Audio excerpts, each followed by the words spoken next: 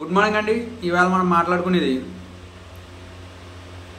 తిరుపతి లడ్డూలో కొవ్వు కలిసిందని NDDB test రిపోర్ట్లో తెలిసింది. దాంట్లో ఎద్దు ఆవు కొవ్వు కలిసినట్టు, అలాగే పందికో కూడా కలిసినట్టు నిరూపితమైంది. ఇప్పుడు ఈ కోట్ల మంది భక్తులు ఎంత బాధపడతారు? 2019 తర్వాత వైవి సుబ్బారెడ్డి గారు ఉన్నప్పుడు 200 రూపాయల 300 రూపాయల 900 చేయండి, ఏదో వేలం పాటలా చేశారు. అలాగే కాలినడక దర్శనం ఎంతమంది కావాలో అంతమంది వెళ్ళేవారు. అలాంటిది అది కూడా 6000 టికెట్లు, అది కూడా ఉదయం 6 గంటల లోపల వెళ్ళాలి. 6000 టికెట్లు, అది శ్రీవారి పాదాలు కానీ అలిపిరి కానీ ఎక్కడైనా సరే 6000 టికెట్లు.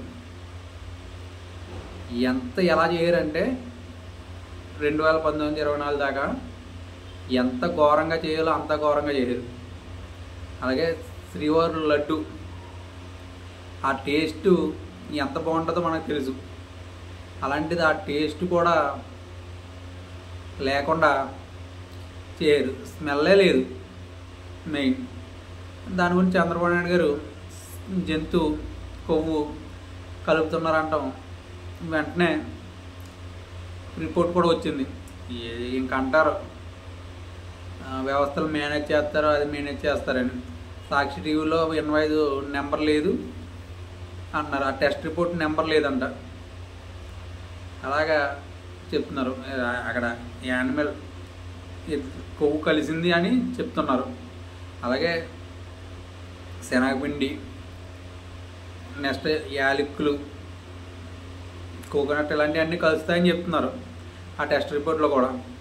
కానీ ఇది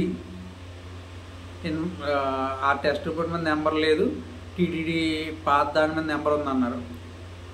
అంటే వైసీపీ ప్రభుత్వం ఏది వదలలేదు, అన్నిటిలోనూ బ్యాడ్ అయిపోయింది.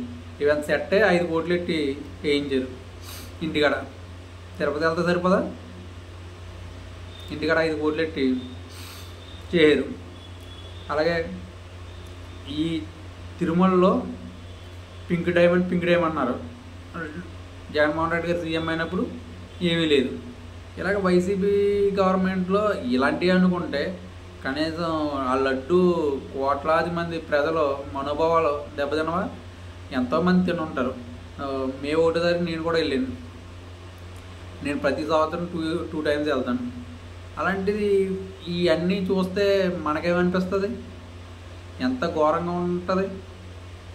మనం ఎంతో భక్తితో వెళ్తాం, ఈ భక్తులంతా ఏమైపోతారు?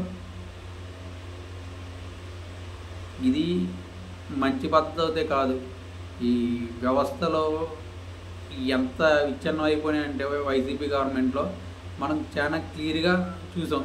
ప్రజలు ఎందుకు ఎంత దారుణంగా తిరగబడ్డారంటే, మనం కూడా 120 సీట్లు వస్తాయి అన్నది అది కాస్త 124 వెళ్ళిపోయింది. అంటే జనాలు అందరూ ఆలోచించారు.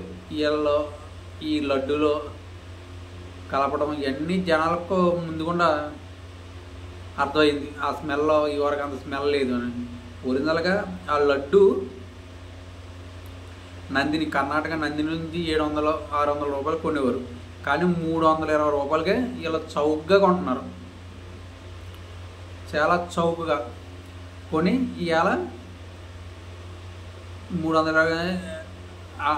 ఇప్పుడు మనం చౌకగా కొన్నప్పుడు దాని క్వాలిటీ కూడా మిస్ అవుతుంది.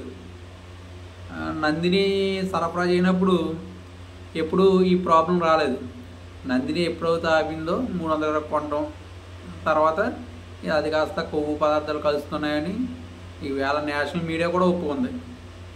వాళ్ళు కూడా చెప్పారు, నేషనల్ మీడియా కూడా.